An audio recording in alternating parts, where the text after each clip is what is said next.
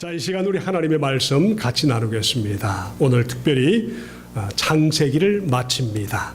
창세기 50장 15절에서 21절 우리 한번 교독하도록 하겠습니다. 하나님 생명의 말씀 15절 제가 읽습니다. 요셉의 형제들이 아버지의 죽음을 보고 말했습니다. 혹시 요셉이 우리에게 원한을 품고 우리가 그에게 했던 모든 잘못에 대해 안갚음을 하면 어떻게 하지? 16절 여러분 읽으시기 바랍니다. 16절 오늘 좀 늦네요 보니까요. 16절 시작. 그들이 요셉에게 전가를 보냈습니다. 아우님의 아버지께서 돌아가시기 전에 이런 지시를 하셨습니다. 정말 간절히 부탁한다. 비록 내 형제들이 내게 악을 행했어도 너는 내 형제들의 죄와 허물을 다 용서해 주어라 하고 말입니다. 그러니 아우님 아버지의 종들 하나님의 종들이 지은 죄를 제발 용서해 주십시오. 요셉은 이 말을 듣고 울었습니다. 그때 요셉의 형제들이 와서 그의 앞에 엎드리면서 말했습니다. 보십시오. 우리는 아우님의 종들입니다. 요셉이 형제들에게 말했습니다. 두려워하지 마십시오. 내가 하나님을 대신하겠습니까? 형님들은 저를 헤아리고 악을 꾀했지만 하나님은 지금 보시는 것처럼 그것을 선하게 바꾸셔서 오늘날 많은 사람들의 생명을 구하셨습니다. 그러니 두려워하지 마십시오. 제가 형님들과 형님들의 자식들을 기르겠습니다. 요셉은 형제들을 안심시키며 부드럽게 말했습니다. 제가 같이 이렇게 읽으니까 세 번역인데도 별로 가볍게 여기지지 않죠, 그죠? 세 번역으로 읽으십시오. 이해가 훨씬 빠릅니다. 특별히 젊은이들은 영어로도 읽으십시오. 더 귀하게 우리 잘 이해가 되는데 도움이 될 것입니다. 특별히 우리 두 개를 같이 가지고 계시는 분들은 두 개를 같이 비교하면서 읽으면 성경이 훨씬 더 쉽게 다가옵니다. 오늘은 특별히 우리 한국은 25일이죠. 우리는 24일로 예배를 드립니다만은 내일은 우리 민족의 최대의 우리 비극이었던 Korean Civil War 6.25 사변이 있는 그런 날이 아닙니까? 그렇죠? 제가 동영상을 좀 준비했는데 보다 보니까 이렇게 너무 좀 이렇게 험악한 것이 많이 보이더라고요. 그래서 취소를 했습니다. 그 대신에 우리 마음으로 한번 우리 한국을 생각하고 사랑하는 마음으로 한국을 좀 이렇게 기도하고 그러시길 바랍니다.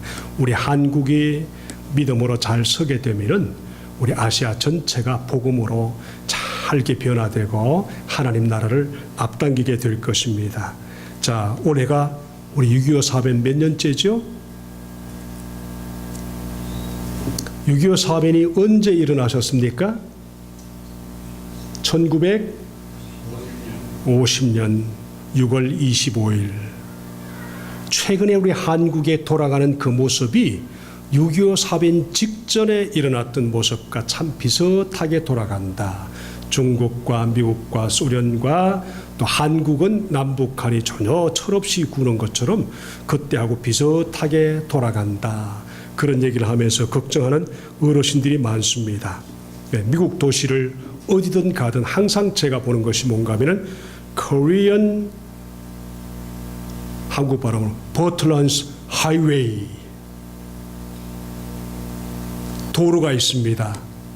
그리고 대도시 중간에 가면 항상 있는 것이 뭔가 하면 다운타운쯤에 6.25 사변 기념 추념비 6.25 사변에 한국 가서 죽은 젊은이들의 이름을 기록한 특별히 또 어느 분의 귀한 자식이고 또 어떤 사람들의 부모님들이 한국 전쟁에 가서 죽은 우리 이름도 모르는 작은 나라에 가서 희생한 그분들의 이름들이 그렇게 있는 것을 봅니다. 그 대신 우리는 이런 모습을 보면서 미국에 살 때도 미국에 도움되는 인생 살고 하나님 나라에 도움되는 그런 인생을 살아줬으면 좋겠습니다. 가능하면은 한국 사람이기 때문에 더 조심하고 식당에 가면은 한국 사람이기 때문에 더 팁을 많이 주고 그래서 우리 교인들하고 같이 갈 때 제가 항상 그런, 내가 한국 사람 아니면은 이래 하지 않는다고. 한국 사람이기 때문에 팁도 더 주고, 그다음 그곳에서 더 조심하고, 더 그분들을 사랑하는 마음으로 보고, 그렇게 해야 됩니다. 오늘 이 말씀을 통해서 우리가 우리 영혼도 우리 주님 앞에서 6.25 사변을 겪었던 그 영혼들이 어려움을 겪어서 살았던 그런 모습처럼 오늘 이 창세기를 마치면서 우리가 꼭 기억할 것이 뭔가 하면은 창세기가 왜 하나님께서 우리에게 이런 모습으로 주어졌는가, 이 이야기가 나에게 무슨 의미가 있는가 하는 것을 생각하면서 본다면은 여러분의 마음속에 참 도움이 될 줄 믿습니다. 그리고 오늘 마지막인데 다음 주부터는 우리 또 출애굽기를 합니다. 출애굽기를 여러분이 읽어오시면서 보시면은 그냥 와서 들으면은 아 그렇구나 이 정도로 끝나는데, 읽어오셔서 들으면은 그 읽은 내용의 2배, 3배, 4배, 10배까지 더 은혜롭게 깊이 말씀을 들을 수가 있습니다. 그래서 출애굽기 1장부터 10장까지 오고 우리가 가스펠 프로젝트를 이제 다음 주 출애굽기로 들어가는데, 그렇게 하면은 굉장히 여러분이 영적으로 도움이 될 것입니다. 특별히 저는 출애굽기를 보면서 다시 보면서 제가 부족한 게 뭔가 봤더니 지리더라고요. 성서 지리. 그래서 성서 지리에 대해서 제가 이렇게 쭉 보면서 가장 그래도 믿을 수 있는 지리를 쭉 보는데, 그 중에 한 분이 우리 그 성서 지도 700이라는 그런 동영상이 있더라고요. 그분이 이스라엘과 성지를 순례하면서 지도 연구하기 위해서 80분을 다녀온 거예요. 목사님이. 이원구라는 목사님이신데 80번을 다녀와서 그걸 찍고 보여주고 연구하고 성경과 비교하고 이렇게 해서 봤는데 성경을 이해하는데 참 도움이 됩니다. 다른 동영상 자꾸 찾아다니지 마시고 성경적인 동영상, 출애굽기를 할 때는 출애굽의 과정을 보는 그런 동영상을 같이 나누면 참 좋겠다. 다시 말씀드릴까요? 성서 지도 700 이원구 목사님, 그걸 보시면서 같이 한번 그렇게 말씀을 나누면 좋겠습니다. 자, 오늘 이 말씀에 특별히 오늘은 마지막 창세기 50장까지를 마치면서 오늘은 40장에서 50장까지의 말씀인데, 오늘 말씀은 아버지 하나님이 당신이 약속한 언약에 대해서는 진심으로 약속을 지키신다. 영어로 보기에 faithful 그랬었습니다. 이거 충실, 진실 뭐 이렇게 하는데, 저는 진심으로 온 마음을 다해서 하나님은 당신이 우리 인간에게 하셨던 약속은 반드시 지키는 분이시다. 그렇게 말씀을 받습니다. 그리고 지킬 뿐 아니라 꼭 성취하셔서 우리에게 보여주시는 말씀이다. 그러므로 우리는 뒤에 따라가 사는 우리들은 앞선 사람들의 모습을 보면서 이렇게 사니까 하나님이 이렇게 그 인생들을 다스려 주시고 복되게 하셨는데, 우리도 이렇게 살아가면은 하나님이 나와 더 풍성하게 언약에 충실하신 분으로 나에게 다가오셔서 복되게 살게 하실 것이다. 신약에도 가보니까 고린도전서 1장 9절에서 이렇게 말씀하셨습니다. 너희를 불러 그의 아들 예수 그리스도 우리 주로 더불어 교제케 하시는 하나님은 신실하시도다. 한국말로 미쁘시도다. 그러는데 진실하시도다. 좀 더 가서 디모데후서 2장 13절에 가보니까 우리는 미쁨이 없을지라도 주는 일향 미쁘시니 자기를 부인하실 수 없음이니라. 세번역에 보니까 이렇게 했습니다. 우리는 진실하지 못하더라도 그분은 언제나 진실하십니다. 그분은 자기를 부인할 수 없기 때문에 그렇습니다. 우리와 너무 비교되죠?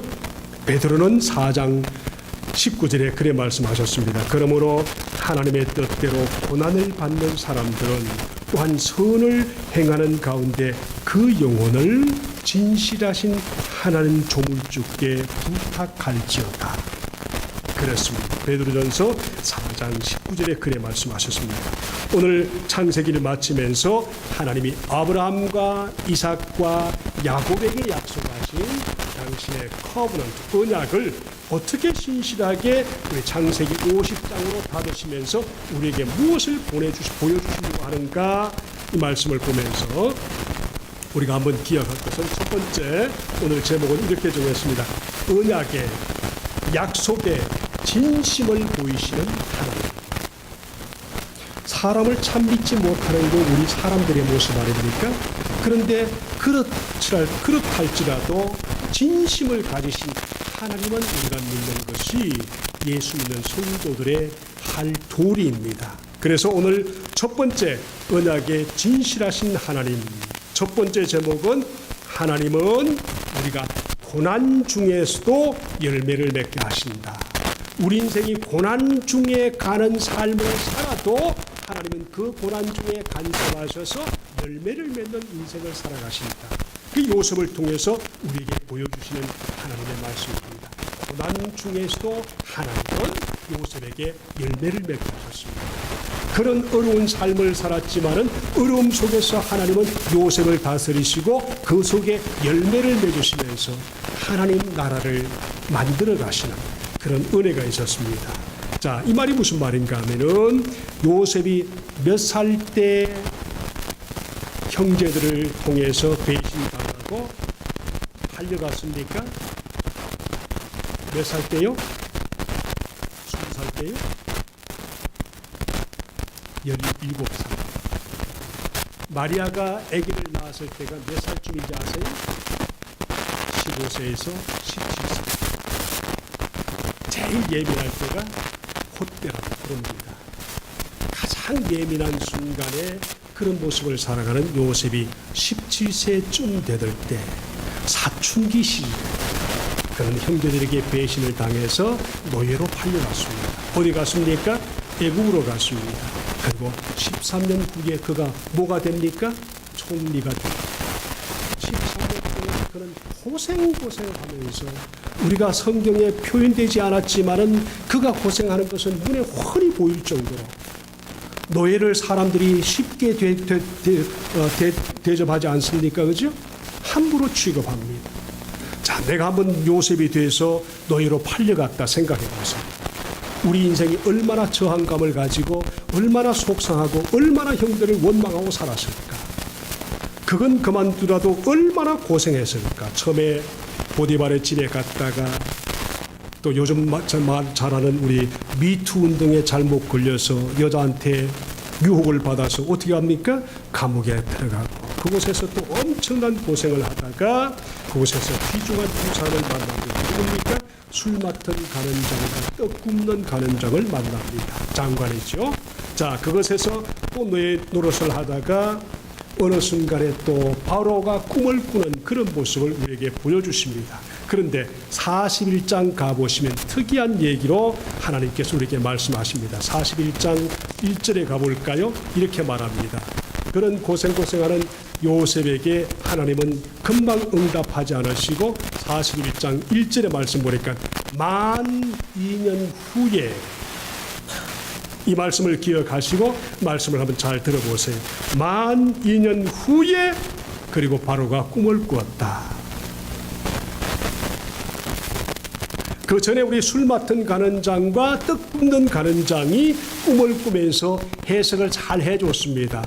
꿈은 하나님께 속한 것이라고 요셉이 그래 말하면서 그곳에서 복음을 전하면서 꿈을 꾸었는데 잘 해줬더니 여러분 삶을 살면서 종을 인격 취급해주는 그런 걸 봤습니까?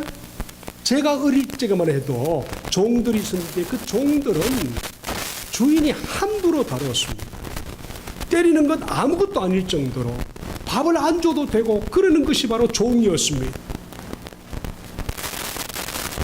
두 가는 장관들이 꿈을 잘 해석해준 요셉이 부탁했습니다. 나가면은 나를 기억해 주셔서 내가 억울하게 감옥에 왔으니까 좀 빼주세요. 우리도 세상 살면서 직장 생활하면서 억울할 때가 참 많지 않습니까?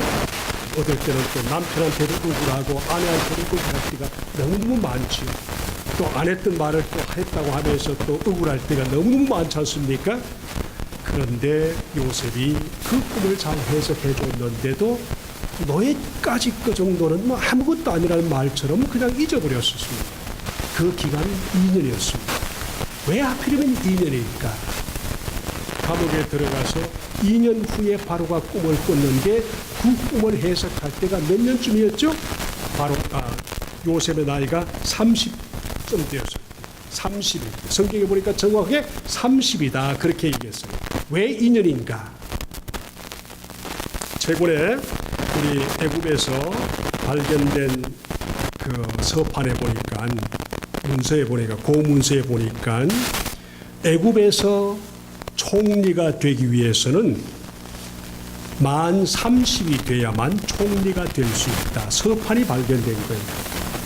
자, 그 말씀을 우리가 기억하면은 하나님이 왜 그들이 꿈에 해석한 요셉을 잊어버리게 했을까요? 하나님은 거기까지 계산하셔서 30이 차도록 기다리셨다가 바로에게 꿈을 주시면서 요셉이 해석하게 하고 다시 어떻게 합니까?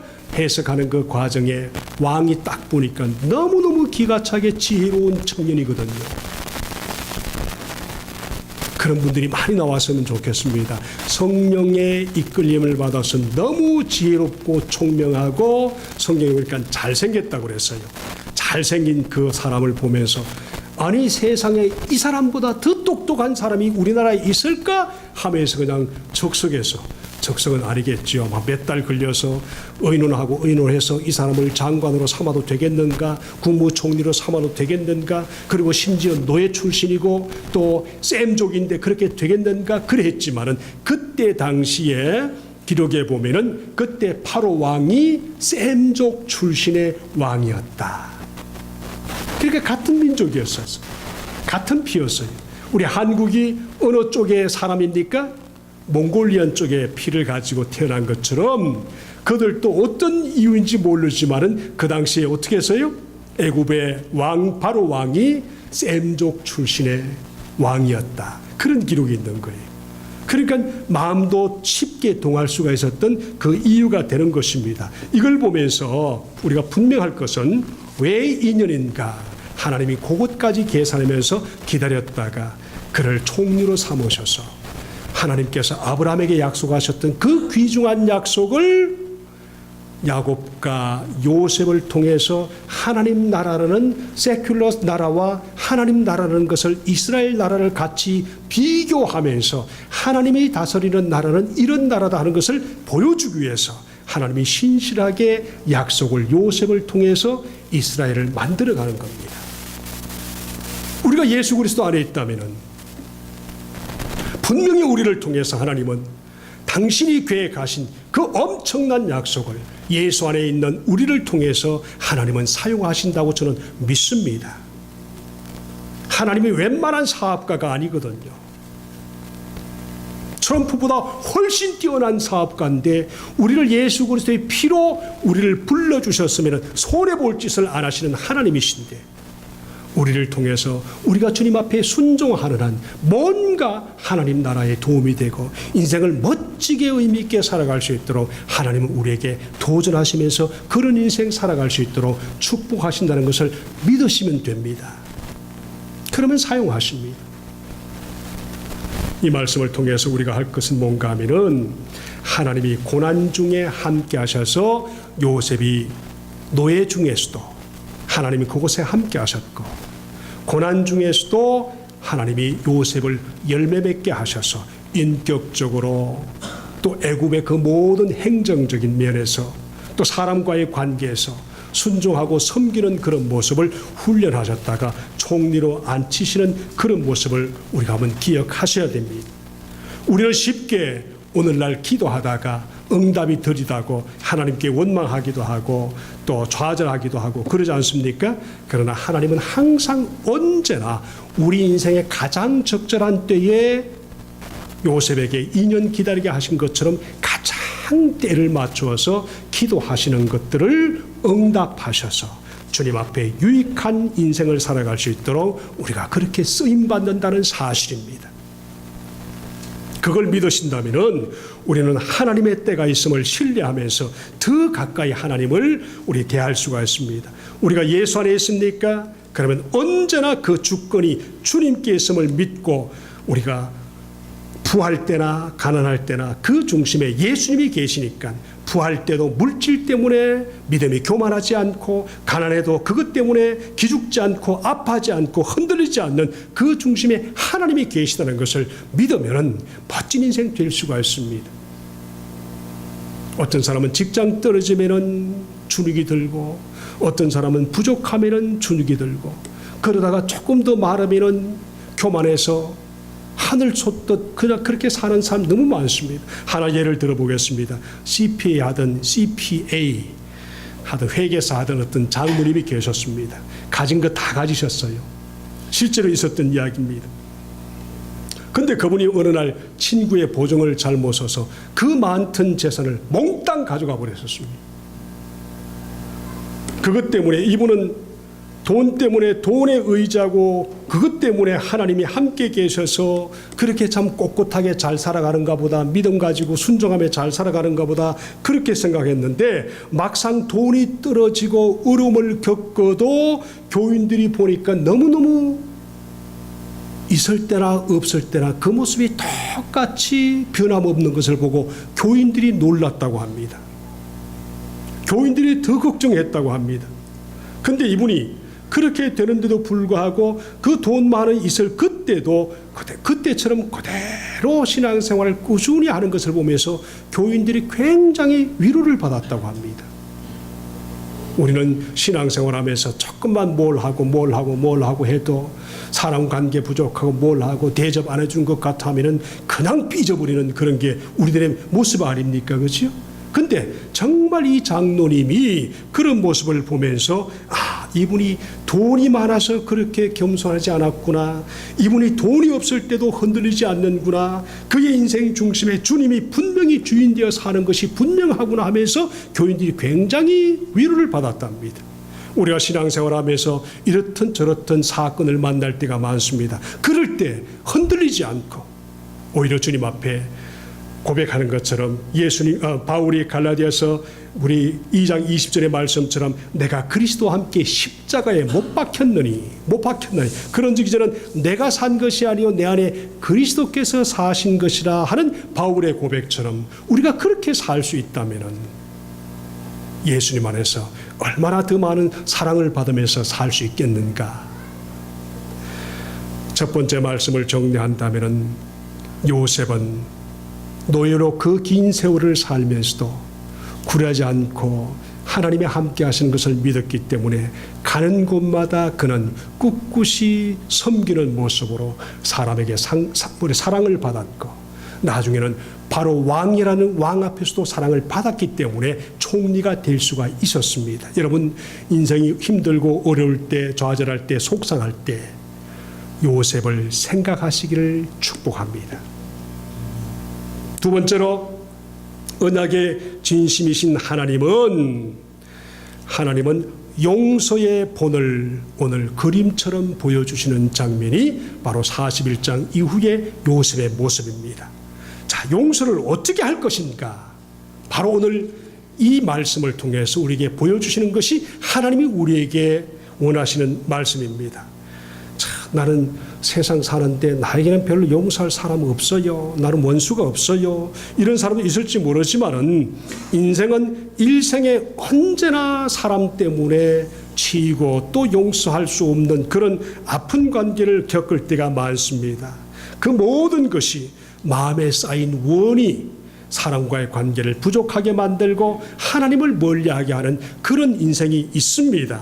근데 창세기를 마무리하면서 왜 하나님은 이 형제들의 모습을 우리에게 보여주시면서 용서라는 대전제로 말씀을 마무리하실까? 우리가 어떻게 용서해야 되는지를 우리에게 말씀하신 것입니다. 요셉이 형제들이 오는 모습을 보면서 만났습니다. 그때 제일 먼저 질문한 것이 뭡니까? 너의 아버지는 살아계시냐? 그래 묻지 않습니까? 그리고 좀 더 가서 또 뭐라 묻습니까? 너 형제들이 이것이 다냐? 묻습니다. 이미 알고 계시니까 그러죠? 근데 요셉의 형제들은 몰랐습니다. 요셉은 알고 있었습니다. 이놈들이 곡식 때문에 왔구나. 총리 옷을 입고 모자에 뭐를 쓰고 하니까 많이 금방 알지요. 그리고는 요셉이 그 형제들을 3번씩이나 테스트하는 모습이 바로 나와 있는 것을 봅니다. 첫 번째는 양식을 다 채워서 보내면서 그 속에 돈까지 집어넣어서 보내고 이들이 정말 이제는 좀 진실하게 사는가 하는 것을 테스트합니다. 두 번째는 또 뭐라고 그럽니까? 또 별의별 너희들이 이 땅에 스파이로 왔지. 우리나라가 어떻게 하는지를 보면서 어떻게 우리가 점령하려고 스파이로 너희들이 왔지. 아니라고 신실하게 대답을 해도 안 믿습니다. 그리고 세 번째 뭐라고 그렇습니까? 왕의 은자를 몰래 다시 또 막내 아이한테 집어넣고 나중에 붙잡히게 하고 그러고 난 후에 이들이 다 다시 돌아오게 해서 그 모습을 보면서 형제들이 어떻게 반응하는가 하는 것을 지금 요셉은 국무총리로 지켜보고 있습니다. 3번씩이나 그런 거예요. 얼마나 힘들었겠습니까? 12 우리 형제들이요. 근데 그때 정말 회개하고 신실한 마음을 보여줬던 유다라는 사람이 있었지요. 4번째 형제죠, 그렇죠? 유다라는 사람의 모습을 보면서 너무너무 신실된 그 모습을 보면서 뒤로 돌아가서 저 뒤에서 엉엉 울었는데 그 울음소리가 너무너무 커서 다 들렸다고 했지 않습니까? 저도요 가끔 나의 살던 고향은 꽃피는 산골 가보고 싶을 때가 있어요. 꿈에도 나타날 때가 있어요. 13년 동안 그렇게 험한 고생을 하면서 총리가 되었지만은 진짜 보고 싶은 것이 형제였고 아버지였었습니다. 얼마나 힘들었겠어요. 사람은요 많이 가지고 모든 것을 가져도 항상 외로운 것이 있는데 그게 뭐지요? 사람과의 관계, 부모님과의 관계, 고향에서 살던 모습들. 요셉이 아마 그랬던가 봅니다. 자기를 팔 때 그렇게 모질게 원수처럼 팔아버려서 가서 죽으라고 해서 팔았는데 그 모습이 왜 생각이 안 났겠어요? 저는 이 말씀을 묵상하다 그런 생각 들었습니다. 왜 요셉이라는 그 좋은 친구가 형제들을 3번씩이나 이렇게 괴롭히는가? 요셉의 마음속에 아마 이런 것이 있었을 거예요. 이놈들이 철저하게 반성을 하면서 살았을까? 요즘 말로 하면은 성도들이 진짜 회개했을까? 하나님 앞에 진짜 회개한 모습으로 살고 있을까? 정말 회개해서 하나님께 제대로 돌아왔을까? 참 자신 없는 얘기지요. 그러나 형제들의 모습이 너무너무 아름답게 보이고 정말 그래서 나중에 뭐라고 그럽니까? 가서 야곱을 아버지를 데리고 오라고 그렇게 말하지 않습니까? 그 한번 광경을 생각해 보세요. 지금 현재 캘리포니아에서 가장 좋은 그 사막 속에 멋있는 집에 궁궐이라고 생각해 보세요. 잘 사는 집에 가봤더니요. 그게 너무너무 멋있더라고요. 이런 집에 살면 어떨까? 그런데 그 속에서도 굉장히 그 주인들은 외로워하는 모습을 제가 체험을 했습니다. 요셉이 그랬을 거예요. 이런 좋은 집에 아빠하고 같이 살았으면 좋겠다. 엄마는 일찍 돌아가셨으니까. 내가 요셉입니다. 당신들이 팔아버렸던 요셉입니다. 그리고 그 모습을 통해서 요셉의 형들에 대한 용서가 어떤 믿음이었을까 하는 것을 우리 성경이 우리에게 말씀을 해주고 있지. 하나님이 이 고난의 순간을 위해서 나를 먼저 당신들 앞서서 우리에게 보내주셨다고. 하나님은 이처럼 거듭나게 하셔서 하나님의 자녀된 사람들에게는 하나님이 반드시 함께 하셔서 고난 속에서도 그 약속을 지키시고 또 용서하면은 더 놀라운 은혜를 주시고 하는 것이 바로 우리에게 보여주시는 놀라운 은혜입니다. 여러분 성경을 가지고 계시면은 창세기 45장 4절 5절을 보면서 우리가 한번 생각하면서 사십시다. 창세기 45장 4절 5절 여러분이 가진 성경으로 읽으시고 저는 3번역으로 한번 보겠습니다. 자, 창세기 45장 4절 5절 요셉이 뭐라고 얘기하는가? 자, 여러분 한번 읽어보시겠습니까? 여러분 성경으로 4절 시작. 요셉이 형제들에게 이르되 그들이 가까이 가니 이르되 나는 당신들의 아우 요셉이니 당신들이 애굽의 반자라. 당신들이 나를 이곳에 팔았다고 해서 근심하지 마소서, 한탄하지 마소서. 하나님이 생명을 구원하시려고 나를 당신들보다 먼저 보내셨나이다. 이게 두 줄로 요약되어 있지만 얼마나 많은 말들이 오갔을까요? 형제들 속에서 서로 울면서 얼마나 그랬을까요? 팔아버렸던 형제들은 놀라서 토끼 눈처럼 아무 컷을 끄고, 요셉은 눈물이 확 맺혀서 그들이 정말 보고 싶었던 형제들, 그들을 보면서 너무너무 이렇게 모습이 좋았을 거 아닙니까? 제가 한번 세 번역으로 읽어보겠습니다. 이리 가까이 오십시오 하고 요셉이 형제들에게 말하니 그제야 그들이 요셉 앞으로 다가왔다. 내가 형님들이 이집트로 팔아넘긴 그 아우입니다. 그러나 이제는 걱정하지 마십시오. 자책하지 마십시오. 형님들이 나를 이곳에 팔아 넘기기는 하였습니다만 그것은 하나님이 형님들보다 앞서서 나를 이곳에 보내셔서 우리의 목숨을 살려주시려고 그렇게 하신 것입니다. 이 말씀의 고백을 통해서 요셉이 한 것은 무엇입니까? 그렇게 자기 삶에 힘들게 했던 그 모든 것을 잊어버리고, 하나님이 우리 가족을 살리시려고 나를 이렇게 사용하셔서 우리를 먼저 보내셨구나. 가끔 가정에 보면은 혼자 예수 믿는 것 때문에 굉장히 어려워하는 부인들이 계십니다. 여자분들이 계십니다. 자녀들이 있습니다. 우리도 그랬고요. 교회 나가는 것 때문에 교회라는 핑계로 남편이 아내를 얼마나 많이 이용해 먹습니까? 그랬던 분들이 여기도 앉아 계실 거예요. 우리 집안에도 그랬습니다.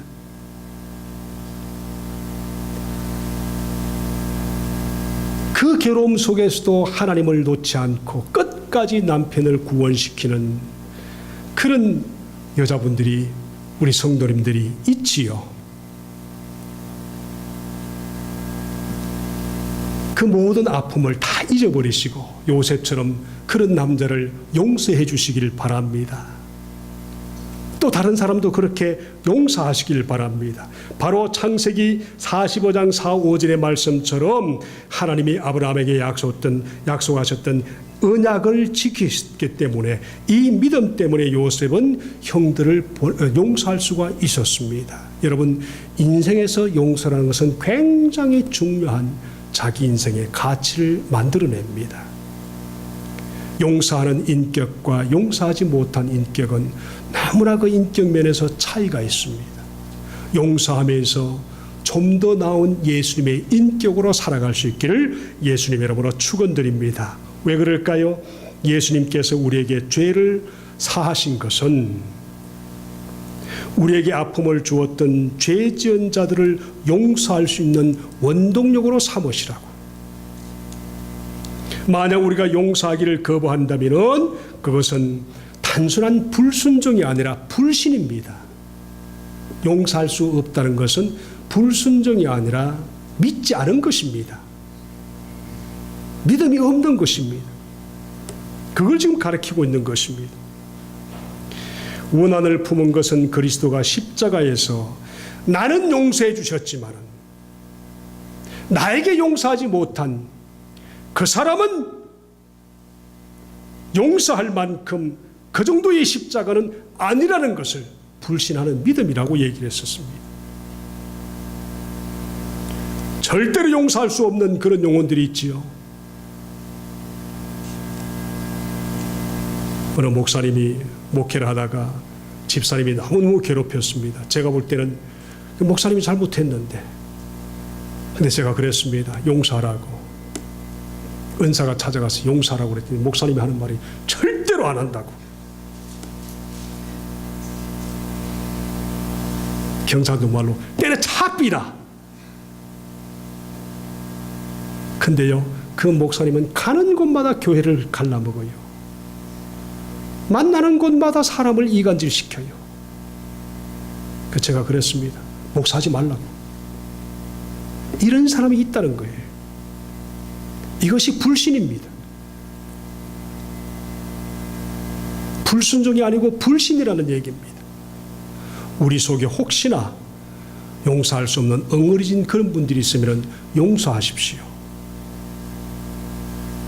이것이 주님께서 우리를 위해서 십자가에 못 박히신 놀라운 은혜입니다. 우리는 참으로 큰 용서를 받았는데, 그러나 마땅히 우리를 용서를 베풀 수 있는 그런 은혜가 없다면 우리는 주님 앞에 다시 돌아가야만 합니다. 자, 세 번째로 언약의 진심이신 하나님. 세 번째, 하나님은 선하신 모습으로 악을 다스리신다. 선으로 악을 다스리는 분이시다 하는 것을 오늘 창세기 50장 15절 21절에서 우리에게 말씀을 하십니다. 제가 이 영어를 몰라서요, 오늘 아침에 랜디한테 물어봤습니다. 그 영어가 뭔가 하면 두 개 할 때 two wrongs don't make a right 그랬었습니다. 이게 미국 속담이더라고요. 이게 무슨 뜻인가 해서 번역을 했는데, 번역책 보니까 너무너무 이상하게 했어요. 이 사람이 영어를 모르는 사람이 했구나. 그러면서 랜디한테 아침에 일찍 오신 랜디한테 물어봤습니다. 그랬더니 정확하게 이름이 해석이 되는 거예요. 잘못을 되갚아주면은 두 개의 잘못을 만드니까 당신한테는 잘못을 되갚아줄 권한이 없다. 그런 뜻인 거예요. 그래서 되갚아줄 악을 악으로 갚는 것은 좋은 것이 아니다. 그런 뜻이죠. 자, 누가 나를 나쁘게 했다고 해서 되갚을 권리가 내게 주어진 것이 아니라, 악을 악으로 갚으려는 충동이 있겠지만은 그것은 하나님이 역사하시는 그런 내용은 아니다. 그런 뜻입니다. 오히려 하나님은 악을 선으로 갚으시는 분이시다 하는 것을 우리 예수 믿는 성도들은 배워야 한다. 그런 것입니다. 그래서 하나님은 우리 창세기 50장을 마무리하면서 악을 선으로 갚으시는 것처럼 예수 믿는 성도들도 나에게 하신 그 모든 사건들을 선으로 갚을 줄 아는 믿음의 성숙을 보이면서 살아가야 된다. 그런 뜻입니다. 자, 아버지 야곱이 죽었습니다. 12자녀들이 아버지의 유언 따라 이렇게 창세기 50장에 보면은 어떤 내용, 49장 50장에 보면은 어떤 내용인가 하면, 할아버지 아브라함이 사두었던 막벨라 굴에 자기 아버지를 어떻게 합니까? 야곱을 갖다 묻습니다. 큰 긴 거리로 많은 장례 행렬을 만들면서 묻고 왔습니다. 유언에 따라 그래 한 겁니다. 내가 죽거들랑 애굽에 묻지 말고 우리 할아버지, 아버지가 또 할머니, 또 어머니가 묻힌 곳에 묻어달라고. 그렇게 한 겁니다. 그 후 요셉은 어떻게 됐을까요? 요셉은요. 그 후에 요셉은 어떻게 됐어요? 간단합니다. 죽었어요. 그도 죽었습니다. 장수하다 죽었다. 성경은 그렇게 얘기해요. 그런데 문제는 그가 어디에 묻혔습니까? 애굽에 묻혔습니다. 그가 묻힌 것을 이렇게 말합니다. 빌린 무덤에 죽었다. 예수님도 빌린 무덤에 묻히셨지요. 그래서 장수하다가 빌린 무덤에 묻혔는데 그가 마지막에 남긴 유언이 뭡니까? 나도 너희들이 이 땅에서 나갈 때 400년 후를 이미 내다본 것입니다. 고려 말에서 조선 후기를 내다볼 수 있는 믿음을 가졌던 것이 요셉이고 그들의 믿음입니다. 우리가 400년 이후의 모습을 보면서 예언하면서 그렇게 할 수 있을까요? 근데 요셉은 그렇게 한 겁니다. 이게 우리에게 보여주는 창세기의 믿음입니다. 한치 앞을 내다보지 못한 것이지만은 하나님의 약속을 믿는 이스라엘 백성들은 하나님께서 약속하신 그 믿음을 믿으시면서 신실하게 앞으로 그렇게 될 것을 확신하며 살았던 것입니다. 그러므로 너희들이 이 땅을 벗어날 때, 출애굽할 때 내 유해까지 가서 그곳에 묻어달라고 했던 것이 바로 요셉이었습니다. 그래서 창세기는 에덴 동산이라는 낙원에서 시작했다가 빌린 요셉의 무덤으로 끝나는 것이 창세 이야기입니다. 왜 그럴까요? 하나님의 약속은 애굽에서 끝나지 않고 가나안이라는 것이 있다는 것을 진행하기 위해서 그렇게 우리에게 보여주는 것입니다. 자, 우리가 요셉을 통해서 배워야 할 중요한 내용이 뭔가 하면 요셉의 삶은 자신에게 잘못한 그들을 용서할 수 있는 메시아가 오실 것을 우리에게 보여주시는 내용입니다. 예수님이 이 땅에서 학대도 받으셨습니다. 배신을 당했습니다. 포로로 넘겨졌습니다. 결국 악한 사람의 손에 넘겨져서 처형을 받았습니다. 그러나 그는 십자가에서 우리의 죄 때문에 올라가셨지만은 십자가에 못 박힌 동안 그는 그를 죽인 그들의 마음을 그들을 용서해 달라고 기도했습니다. 세상을 구원하는 용서를 베푸시면서 십자가에 죽으신 예수의 마음을 생각해 보세요. 우리가 그 마음을 닮아가는 사람들입니다. 우리가 그 마음을 이해하는 사람들입니다. 그리고 나서 하나님은 빌립보서 2장의 말씀 보니까 그런 예수 그리스도를 보면서 세상은 그를 높이셨고 온 세상의 무릎이 예수님 앞에 무릎을 꿇는다고 했던 것이 빌립보 2장의 말씀입니다. 우리가 예수 믿습니까? 그러면 우리도 그와 같은 모습으로 믿음으로 살면 온 세상이 우리를 통해서 예수님 앞으로 돌아오고 우리는 천국에서 하나님 우리를 향해서 준비하신 하나님의 놀라운 상급이 우리 생애 동안 풍성하리라 믿습니다. 한 주간도 구원받은 성도로 사랑받는 자로 주님과 함께 동행하는 성령의 인도하심을 받는 그런 성도로 살아갈 수 있기를 예수님의 이름으로 축복합니다. 기도하십시다.